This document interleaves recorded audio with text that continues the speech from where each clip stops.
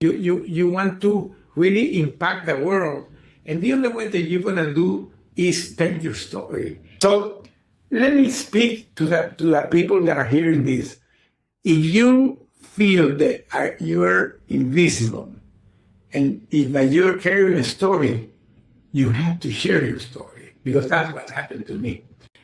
But when I could have the opportunity to begin to share my story, and of course I went through my healing process too, is that I realized that I had in my hands a tool that I can use to help others.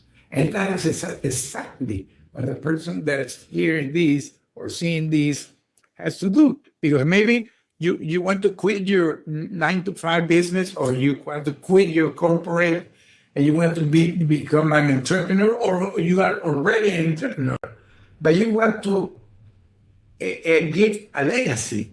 You want to really impact the world. And the only way that you're going to do is tell your story. That people love to understand, to know the story behind the business. When somebody knows that the guy that began that business had this and had that and had these struggles, but he bounced back and he's now standing there, you want to make business with that guy because that person becomes successful. And this is the importance to sharing your story. And I can tell you, everybody carries a story. Everybody carries a story.